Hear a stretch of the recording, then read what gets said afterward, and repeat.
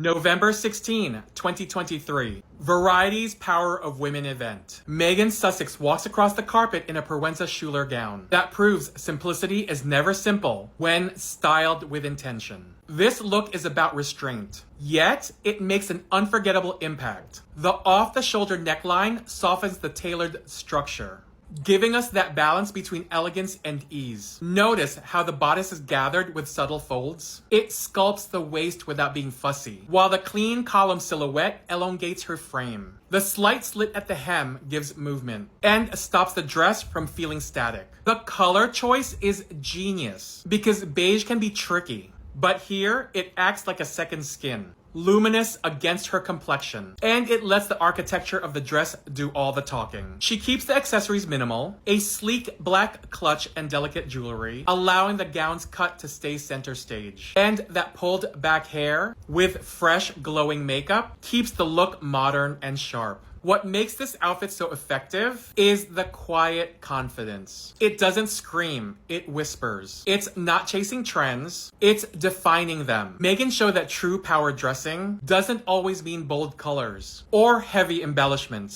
Sometimes it's about the silhouette. That feels inevitable once you've seen it. This is Meghan Sussex using fashion like she always does, as a language of clarity, poise, and strength. Meghan Markle, how are you doing? Hi. How are you feeling? I've just seen the Bloomberg interview. What have you used your voice for? I'll wait. What? Not only did you look unhinged, you looked downright deranged. Sitting on camera, pretending you're having a conversation with Meghan, Duchess of Sussex. It's giving psychotic episode gone live. Let's burn your weak little argument to the ground. Meghan has always used her voice. The UN, paid family leave, gender equality. She puts her name, her face, and her career on the line for those issues. The receipts are everywhere, including her own foundation, Archewell. Meanwhile, the only thing you've put on the line is your own dignity by uploading this breakdown. And let's address why Meghan doesn't perform activism on command for people like you. In America, especially in this current administration, Black people are targeted the moment they speak. And when it's a Black woman, the abuse is doubled. Sexism stacked on top of racism. Prince Harry himself was targeted by the Trump administration, dragged into their political games. But you want Meghan to risk her family, her safety, her life, just to keep you entertained? And here's the kicker. Your whole shtick isn't even original. Meredith Lynch already tried this tired smear, painting Meghan as a failed culture warrior. I ripped that nonsense apart, burned it to ash. At least Meredith had the decency to fail with her own material. You're a bootleg version of a flop. A cheap knockoff parroting someone else's meltdown, hoping recycled scraps will make you relevant. Then there's your tired jam and rosé talking points. Newsflash, that's called running a business. She makes her own money, not leeching taxpayer funds like your inbred royals. And let's stop pretending Meghan's the only one selling merch. Your royals push tea towels, commemorative plates, mugs, tacky souvenirs with their faces stamped on them. Meghan just does it better, with taste and without tapping into the public purse. Meanwhile, Will and Kate, they're jetting off on what feels like endless vacations this year. Ski trips, Mystique,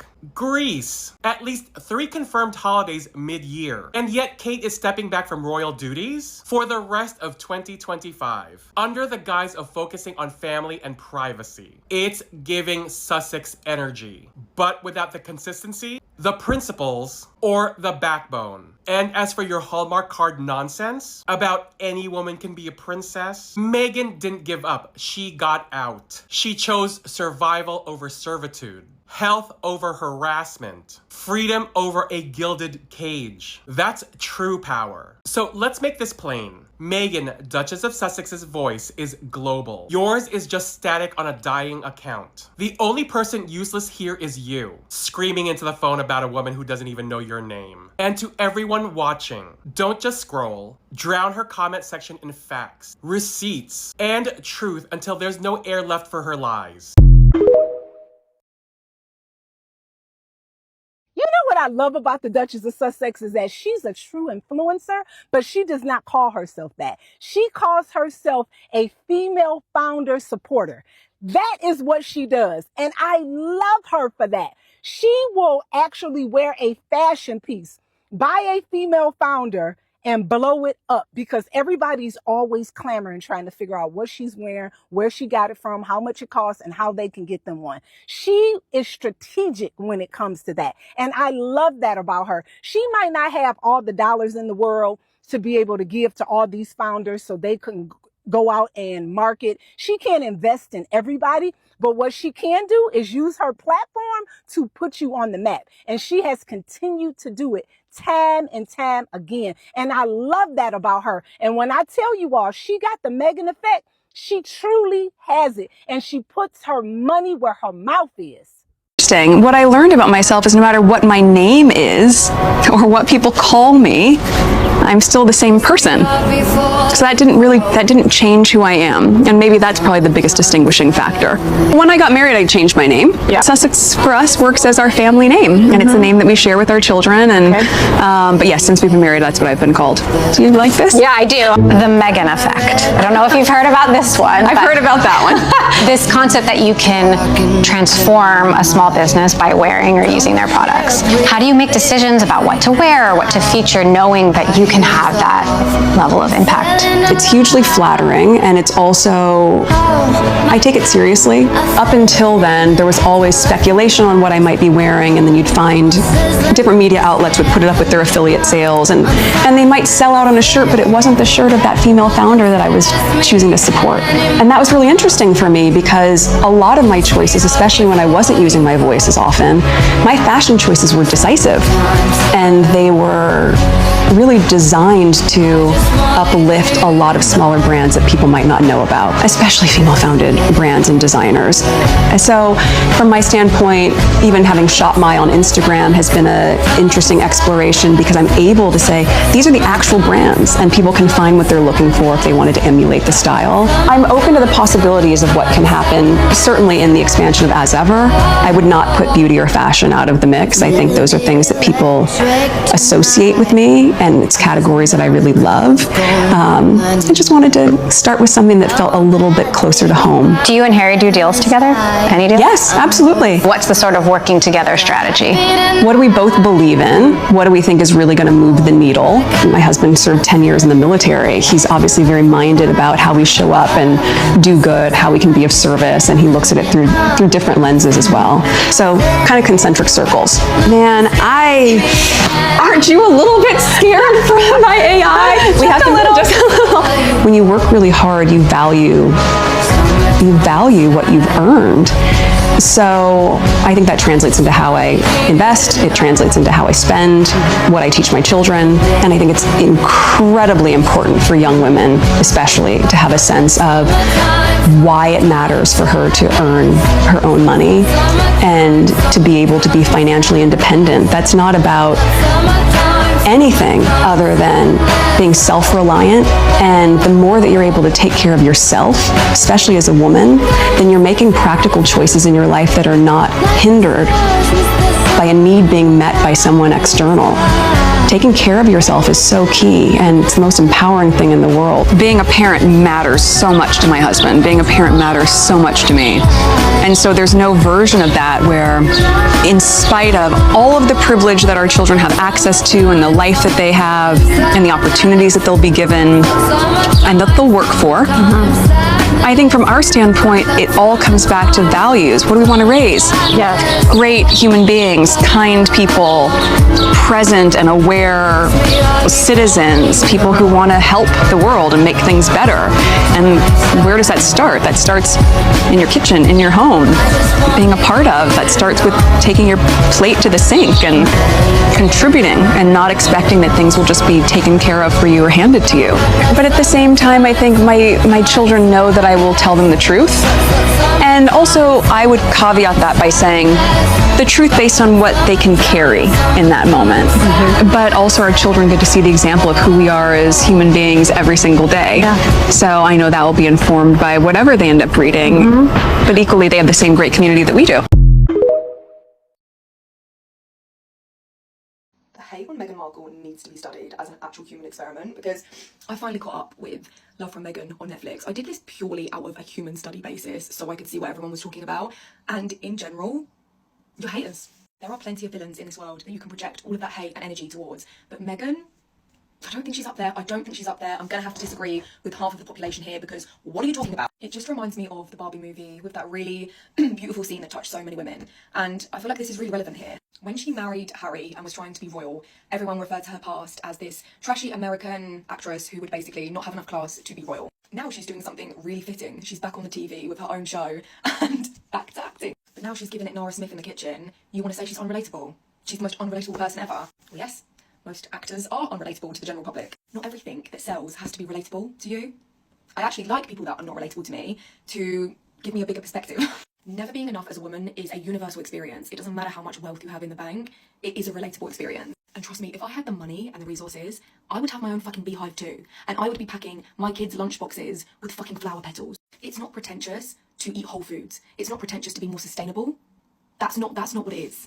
And then she did the labour dance because you wanted relatable, so she gave you relatable. And then every fucking woman over 40 went mental and called her a slut, essentially, in some words. But overall, from a spiritual perspective, they are cycle breakers. That is what a cycle breaker is. You're outcasts, you're black sheep, you have smear campaigns against you, and you leave. You break the cycle, you do something new. And it's hard. That is what a cycle breaker is. So they're actually probably walking a more divine path than most people. Being royal doesn't separate you from the cycles of life. So of course they have their own family dynamic, their own contracts, their own cycles to break.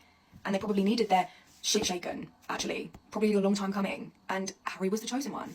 And at this point, if you have a hard-on for the royal family, and that's the reason you don't like Meghan, because you feel like she led him astray, get a brain scan, because that's not normal behaviour. Like, that's bizarre. I am on season 2, episode 4 of With Love, Meghan, and I just have to say that I'm enjoying it. You have to embrace it for what it is. She's an elder millennial. She has these little corny catchphrases here and there. She has her guests on that are interesting. I'm not sure how many conversations she's had with them outside of filming, but the aesthetics are really pretty. Her outfits are gorgeous. She's wearing all of her Cartier. I think it's a good show to have on in the background during a holiday weekend. This in-person gathering was just for the launch. The Parents Network will meet mostly online. But group facilitator Leora Wolf-Prusan says the important thing is what the group will talk about. We're going to stop expecting you to be done with your grief in a year. We're going to stop telling you that we're tired of hearing the stories of internet harm. Like, we will say your kid's name over and over again because they existed and they mattered, and that we know that it wasn't your fault. That's it, right? It wasn't your fault. This happened to you, and now we as a community get to create something with you. Knowing that we're helping others, and even if that saves one kid and one family's heartache, that's enough. And these are some of the group's charter members. Taj and Celine Swanson-Jensen, whose son Tanner died from an overdose of drugs pushed online. England was the youngest of... She was the youngest, 14 years old. Brandy and Tony Roberts, who lost their daughter England to suicide after online bullying. And Perla Mendoza, whose son Eli died when a painkiller he bought online was actually a lethal dose of fentanyl. Thank you for being here, but I have to, ask, why would you do this? Why would you do this? The simple answer is so others don't have to live what we've lived and will continue to live. I don't expect anything from anyone. This is just a labor of love in honor of my son and all the other children that have lost their lives to fentanyl. This is for the mother who cannot get out of bed, for the dad that won't leave his house. I stand here for them too. I hope that one day when it's my turn to go home, I'll see my son and he'll tell me, "Good job, Mama." The idea here is that there is comfort and power in numbers, with the goal, as Harry himself once said, of turning pain into purpose. What if I just enjoy Meghan, Duchess of Sussex's content, her show, podcasts, like if she gives us any cookbooks, any lifestyle books. I don't need any other justification for enjoying what she gives us other than it makes my brain feel good. For half an hour or an hour if I'm binge watching, and I have been binge watching. I watched the first 3 episodes of With Love Meghan and I absolutely love it.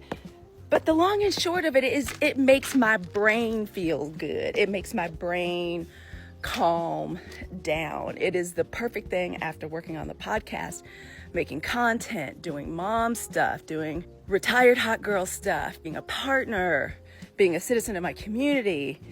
After all of that, as a soft life black girl advocate, just makes my brain feel better. It helps me calm down. It is my sweet, soft, special something. I can look at beautiful things in a calm environment, get inspired to do things. I was inspired to make my hibiscus ginger tea from like watching her. Does she necessarily do that? No.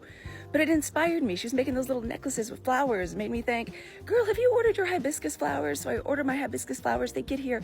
And today I'm going to make I call it Marin County Kool-Aid. It's delicious. This is hibiscus tea with like cinnamon and ginger and hibiscus. She inspired me to do that, to do something healthy, calming, grounding, that's good for me. And even in the process, just helps me slow down. I don't need no other justification than that for watching her and enjoying her. All right? Thank you, Meghan, Duchess of Sussex, the show. And it feels good on my brain, especially when it's tired. And that's all the justification I need to watch her. The only justification you need to watch her. Enjoy it. It makes your brain feel calm and good.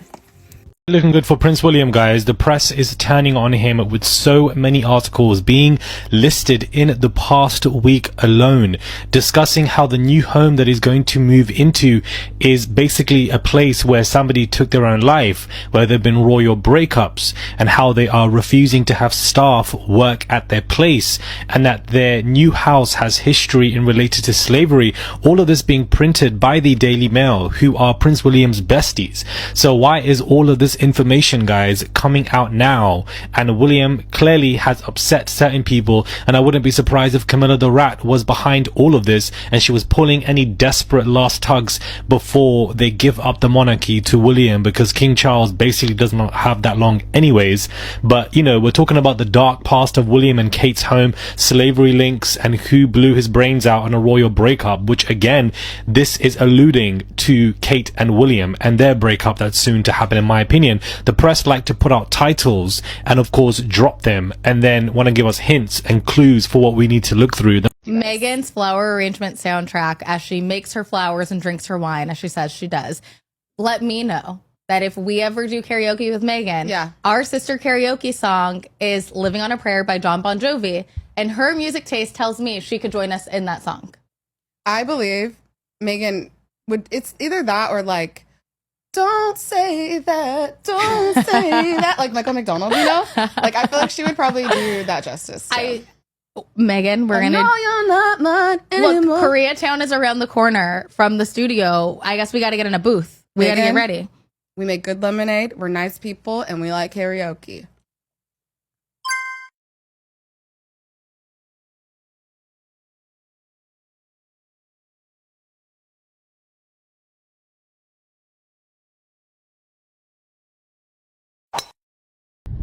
Hello, my people. Lady Rosie here. How y'all doing?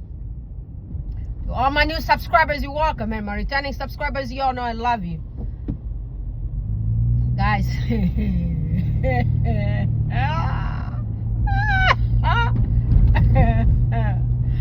Did y'all by chance check my page?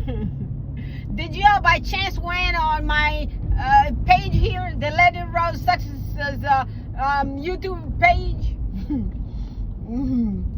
The Daily Mail, the Radar Online, all those tabloids are changing on Bulliam. Oh yeah, they're changing. Because I tell you, when you sit down there, corrupt people, those same evil's gonna turn against you. And that's exactly what's happening right here. Because if people already know you are not sincere, you are shady like a mafo, like you daddy, sausage finger, that's how they're gonna treat you. Did y'all see the cards that got pulled out here? The joker, they pulled those jokers on this guy, or maybe it was those Unos. What kind of cards were those? I believe maybe they were Unos, because the shuffling of those cards just played right for me. Ah, brother.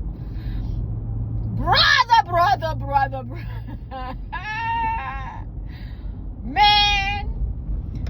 So they came out with this forever home for the Welleses, which we know is the divorce settlement for Mumbled.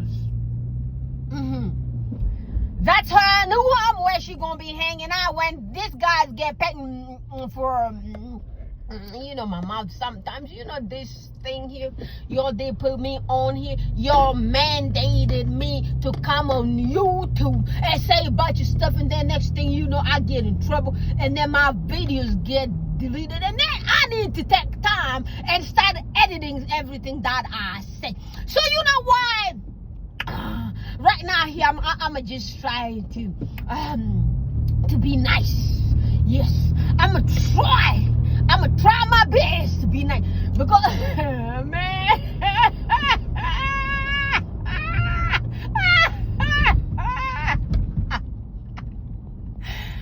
these people that pulled that Uno card on this guy, I'm telling you, he's in shock. They came out here with King Edward VII, with that mansion that used to be owned by a slave owner, and that's the property that this guy here, Sir Bulliam, wanna move into. You know, yeah, Sir Bulliam wanna move into this home that previously was owned by a slave owner. You know, those stuff sometimes they're just so heavy for me to say some words. I'm just gonna try. Man, brother, so this guy sold my ancestors, mine, yes, my ancestors from Africa. And this dude, the Bulliam guy, who is bullying my sister, their Royal Highness the Duchess of Sussex, on a daily basis, is going to live in a home that was previously owned by a person who did what they did to my ancestors. Well, now y'all guys got the answer. Was that what y'all guys were asking yourselves? That what this guy was doing to our queen, the future queen of England? Yo, Her Royal Highness Meghan Sussex, listen, you need to sit down there and talk to your husband. We need that monarchy. We want Archie to inherit that monarchy. We want Princess Elizabeth to inherit that monarchy. That monarchy did numbers to our people. Yo, listen. The Daily Fail came with this news. I took the screenshot, I posted out here for y'all. And I believe y'all saw what I'm talking about.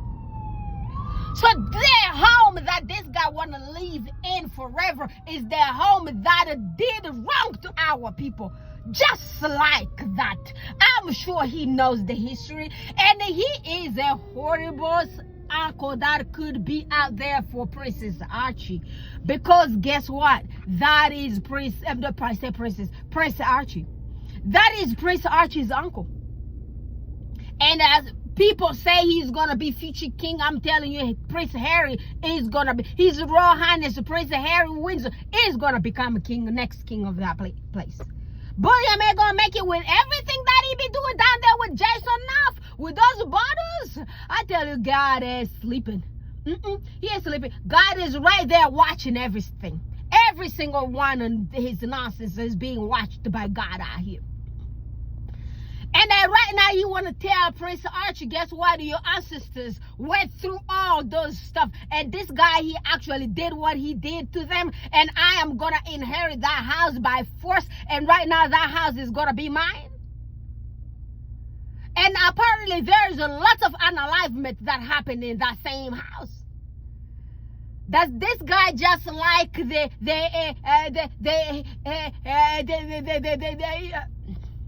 oh man, you know, sometimes some words can't come out of my mouth, because if it does, next thing you know, YouTube is appealing my video, and YouTube is trying to pull my video out.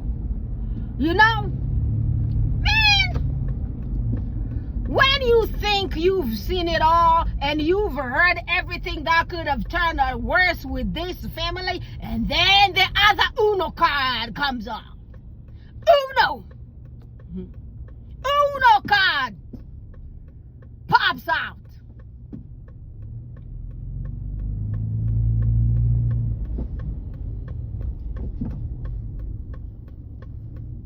Where you going, Honda? Apparently not. The Honda guy. You know, tabloids, I don't really like what y'all guys do. I don't like most stuff that you do to people, especially to celebrities, and also particularly to black celebrities, because y'all are racist to the T. Ain't no other word that qualifies you.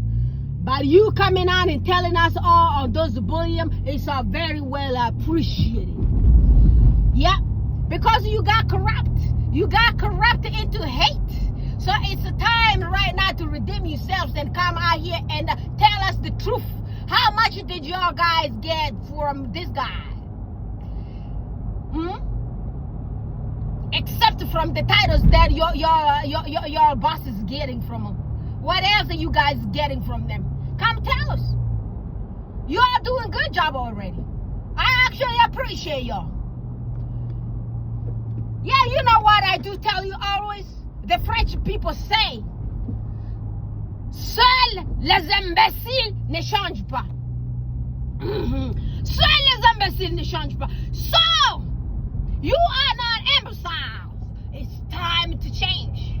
It's never too late to change. Come out here, tell the world the truth, okay? Come tell the words the truth, the word the truth, everything that those people told you.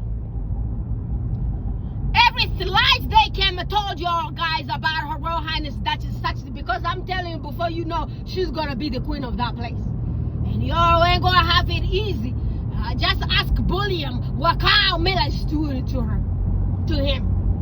Ask Bulliam what Kyle Miller's doing to him. Kyle Miller said she was gonna become that queen there, and she's gonna do Bulliam numbers. What is she doing now? She is actually doing Bulliam numbers. She is doing him a big numbers, and you know Bulliam can't do nothing. He's being done by just enough, but that's almost about it. And who came and told the people about that on him too? The Meghan. Man, you know sometimes my mouth be slipping. My mouth be slipping at me, you know. Reba, where you are? Cookies and cream. Connie Palmer, where you are? Joyce Anderson, where y'all guys at? Well, we're gonna hear more stuff, I tell y'all that. Oh yeah, we're gonna hear more stuff about these people. More. I can't wait.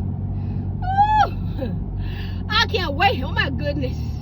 I just need to take me a few days off so I could go on Twitter, so I could find me some more juice about these people, because that juice is juicing. I'm telling you, that juicy be juicing, people.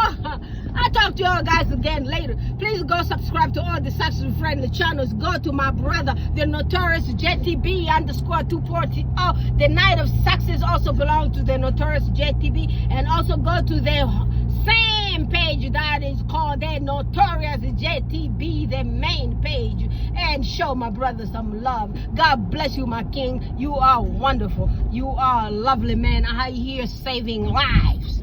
Yes, you're doing it good for the Success Squad. We appreciate you. Y'all take care. Talk to y'all guys again later.